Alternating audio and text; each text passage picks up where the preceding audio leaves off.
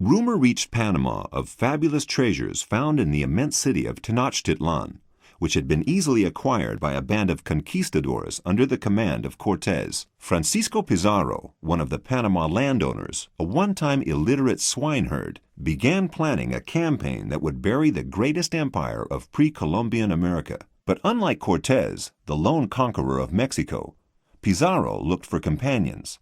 A union of three was concluded: Pizarro, Diego de Almagro, and Fernando de Luque, all of whom were from Panama. The latter stayed in Panama to prepare provisions and protect the group's common interests against the Spanish colonial powers.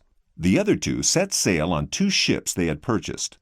In November 1524, Pizarro reached the mouth of the Viru River, following its course along the shores of what is now Colombia. It was a dismal territory of marshes, its tropical air oppressive and alive with gnats, a place where there was no trace of a human presence. Lack of nourishment soon became a problem too. Seeing that serious peril threatened his expedition, Pizarro decided to go ashore and send the ship to the not-too-distant Pearl Islands for provisions. It was 7 weeks later that the ship returned with food. By that time, about 40 men had starved to death. The feeble conquistadors continued on their way south until they came across an apparently deserted village, later called Punta Quemada, on a small mountainous peninsula.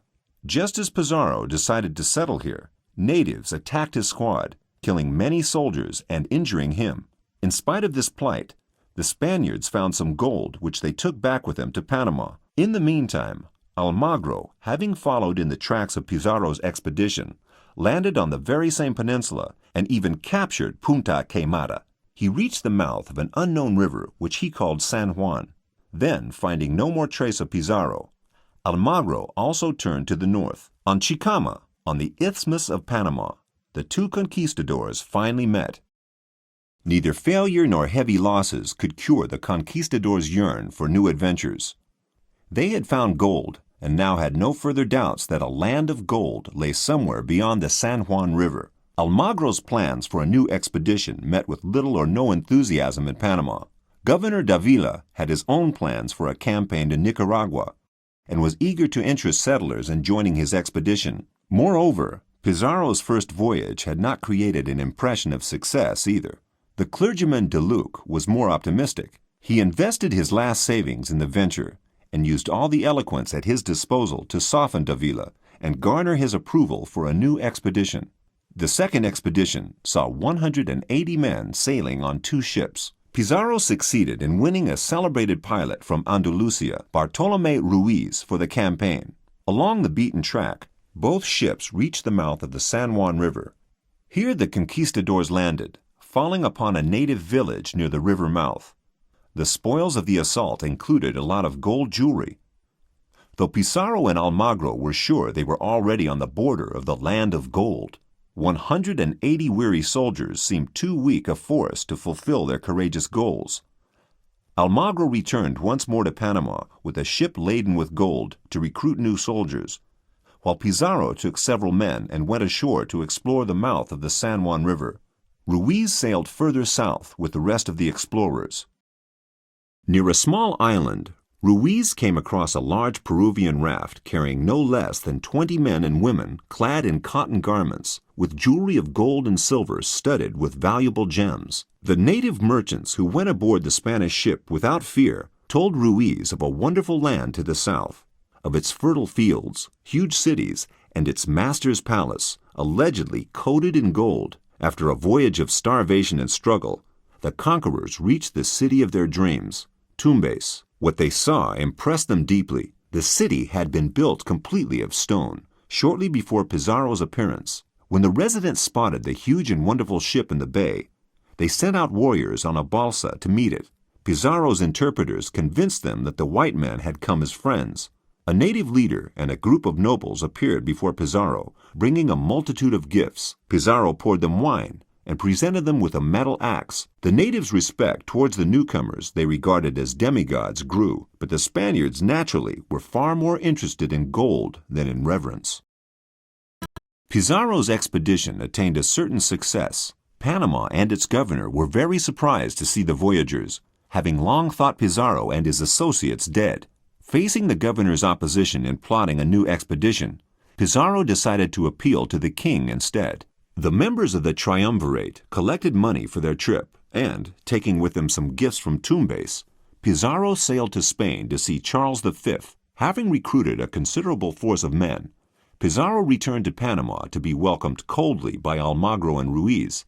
It appeared to them that instead of keeping to their agreement of assured equality in both profits and glory, Pizarro had taken all the profits for himself. It was a long time before the arguing conquerors could be pacified. In January 1531, Pizarro set off for the third time with hundreds of soldiers to conquer Tawantinsuyu. When he arrived at Tumbes, he found that somebody else had already been there.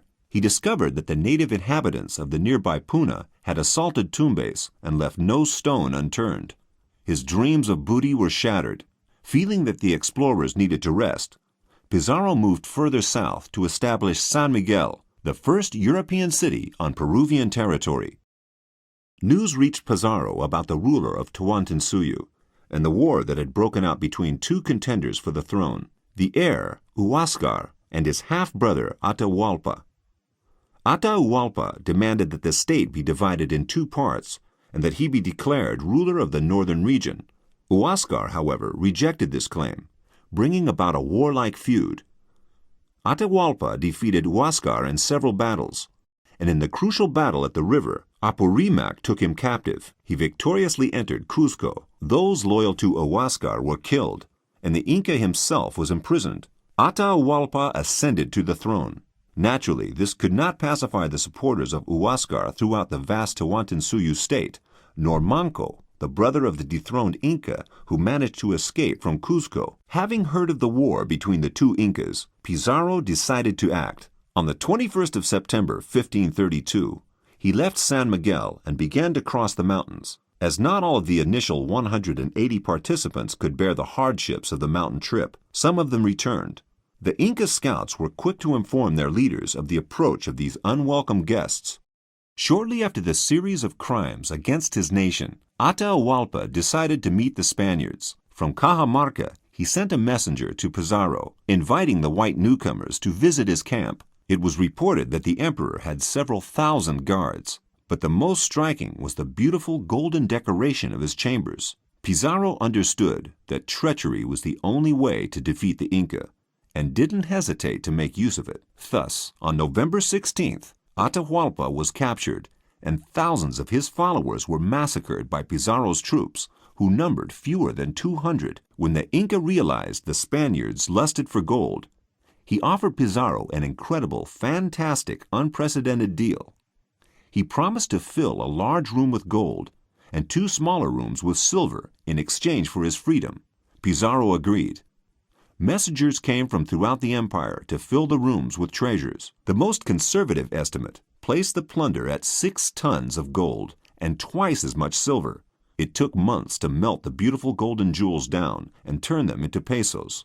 Francisco Pizarro alone obtained more than 300 kilograms of gold. The royal treasury received the fifth part of the total. That is over a ton of gold and 2.5 tons of silver. Atahualpa kept his promise and amassed the fortune. Pizarro, however, broke his word and brought the Inca to justice. Amongst other things, the conquerors accused him of polygamy, fratricide, mutiny, and financial mismanagement. They executed him. After the death of Atahualpa, Pizarro entered Cuzco. Manco, the brother of the murdered Huáscar, asked for an audience, after which Pizarro proclaimed him the new Inca ruler in the hopes of making Manco his intermediary and accomplice in plundering the vast empire. His plans, however, were foiled. The new emperor disappeared from Cuzco and headed for the eastern mountains, where he mustered forces for the struggle against the invaders. Meanwhile, the confident and self-complacent conquerors rummaged around the palaces, sanctuaries, and sepulchres of Cuzco, searching for more treasures. After ravaging Cuzco, the Spaniards scattered throughout the empire. The revolt which Manco led against the invaders changed little. The white conquerors became the masters of Tawantinsuyu. The empire Tawantinsuyu was one of the biggest states of ancient America. The capture of the power in the empire brought Spain an immense income, and allowed the Spanish to invest considerably in new campaigns and colonies on the captured lands. But the natives didn't give up trying to resist the colonizers and caused considerable damage to their Spanish enemies for many years. The tribes who left for the mountains lived according to their own laws for a long time, and we could probably still find the remnants of lost golden cities in the Andes.